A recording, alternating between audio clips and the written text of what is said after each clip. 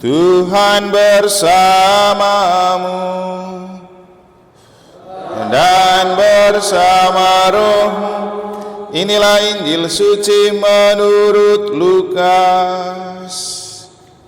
Dimuliakanlah Tuhan. Sekali peristiwa, Yesus berkata kepada murid-muridnya bahwa anak manusia harus menanggung banyak penderitaan dan ditolak oleh tua-tua, imam-imam kepala dan ahli-ahli Taurat, lalu dibunuh tetapi dibangkitkan pada hari ketiga. Katanya kepada mereka semua, setiap orang yang mau mengikut aku harus menyangkal dirinya, memikul salibnya setiap hari dan mengikuti aku. Karena barang siapa mau menyelamatkan nyawanya, ia akan kehilangan nyawanya. Tetapi barang siapa kehilangan nyawanya karena aku, ia akan menyelamatkannya. Apa gunanya seorang memperoleh seluruh dunia, tetapi ia membinasakan atau merugikan dirinya sendiri? Demikianlah sabda Tuhan. Terpujilah Kristus.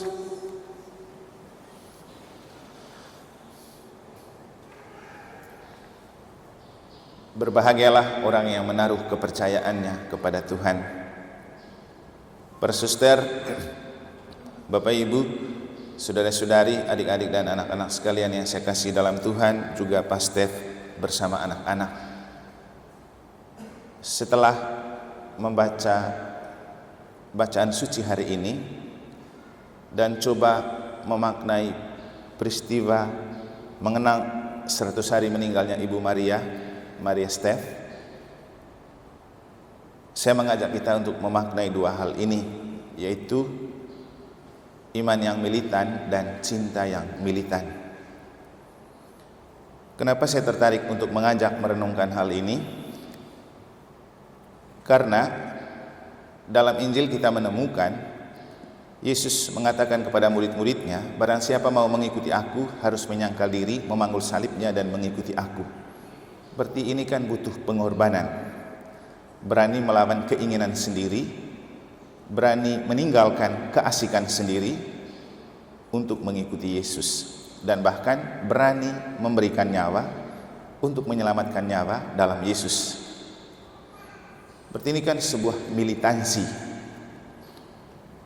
Tadi waktu ngopi sore, saya iseng-iseng untuk melanjutkan pekerjaan saya yang diminta dari Puspas untuk merumuskan sedikit rumusan tentang tema tahunan, tema 5 tahunan hasil sinode. Yang tema 2024 sudah saya kirim, yang sebagiannya ada di surat Gembala Bapak Uskup.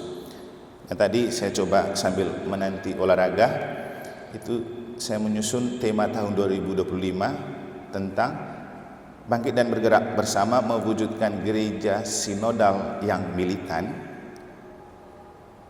dengan katekesi kontekstual. Nah, itulah yang membuat saya mencoba memaknai dan menggali kembali arti militansi. Ternyata militansi itu berarti sebuah karakter melawan atau berperang atau berani untuk menyerang terhadap sebuah perkara. Ketika kita punya iman tangguh tidak cukup, karena iman tangguh itu kan berarti tahan banting, tahan uji. Itu lebih pada aspek ke dalam, di dalam diri. Tapi kalau bicara militansi, berarti kita berani keluar dari diri dan menunjukkan kekuatan iman itu kepada orang-orang di sekitar dalam kesaksian. Nah, inilah yang kurang dari gereja Katolik, militansi, iman yang militan. Iman yang tangguh sudah oke, tapi ketika kita coba keluar mempraktekkan iman itu dalam hidup dan bersaksi di tengah masyarakat majemuk, pada saat itulah kita ciut nyalinya, tidak berani. Inilah yang coba dibangun dari hasil sinode 5, karena bertolak dari pengalaman sinode 4, kita kurang mampu bersaksi, kita kurang militan dalam hal iman. Bandingkan dengan sesama saudara kita yang beragama lain. Oh, mereka militannya kuat. Militansi itu tidak sama dengan radikalisme dan fanatisme. Militan itu lebih berarti positif, sedangkan radikal dan fanatisme itu berkonotasi negatif. Kita diminta untuk beriman militan. Dan kalau mau beriman militan, maka harus seperti yang dikatakan oleh Yesus dalam Injil, berani melawan kehendak sendiri, berani melawan kemauan sendiri dan keinginan sendiri, dan berani meninggalkan apa yang kita sukai demi mengikuti Yesus. Jadi keberanian untuk mengingkari diri itu sebuah sikap militansi iman. Nah, inilah yang susah untuk kita. Maka orang bilang militansi iman itu sama dengan pengorbanan, dan itu yang dilakukan Yesus sampai dia berkorban untuk menderita dan mati di kayu salib. Itulah militansi iman, berani berkorban untuk kepercayaan kepada Tuhan. Nah, ketika kita berani berkorban untuk percaya kepada Tuhan, Bapak Ibu, itulah yang dilukiskan oleh Mazmur dengan kebahagiaan. Berbahagialah orang yang menaruh kepercayaan kepada Tuhan. Dan orang yang beriman, tangguh dalam iman, militan dalam iman, pasti cenderung mudah bahagia. Apalagi kalau kita sukses melakukan sesuatu atau bersaksi, itu yang membahagiakan kita. Misalnya saya pribadi, betapa sangat membahagiakan saya ketika bisa berdoa di depan publik dengan tokoh agama lain untuk sebuah event yang besar, lalu kemudian orang mengakui ini baru imam Katolik, doanya betul-betul menggetarkan. Untuk saya itu bahagia, bukan masalah imannya, tapi bisa bersaksi di tengah publik yang tidak Katolik untuk menunjukkan bahwa iman saya itu tangguh. Bapak Ibu, iman yang militan itu, kalau bahasanya Rasul Yakobus itu, iman yang ditunjukkan dalam perbuatan. Jadi dengan Injil hari ini Yesus mengajak kita untuk mari beriman militan. Berani, jangan takut, buktikan. Karena ketika kita membuktikan kekuatan iman kepada publik, jangan berpikir Tuhan tidak berpihak dan bekerja bersama kita.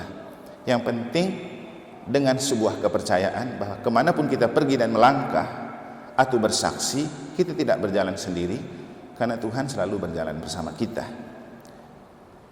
Kita ke militansi cinta. Kalau kita menyaksikan kisah cinta dan perjalanan hidup berpasutri dari pasutri Steph Maria, rasanya tidak ada keraguan untuk menunjukkan bahwa inilah militansi cinta. Cinta yang militan, yang tetap terus mencintai walau sudah dipisahkan oleh kematian. Tidak mungkin Pak Steph merindukan untuk merayakan misa bersama istrinya di hari yang ke-100 kalau tidak ada cinta yang militan. Cinta yang militan sama dengan iman yang militan. Artinya rasa memiliki untuk menyayangi seseorang tanpa dibatasi oleh waktu dan ruang.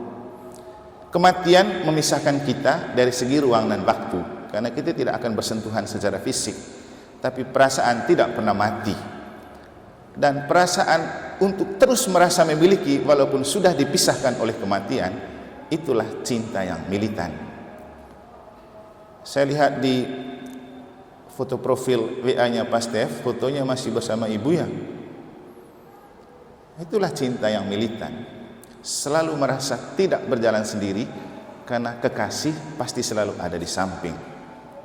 Kalau kita bicara kekasih ada di samping, berarti tidak harus secara fisik dia ada bersama kita.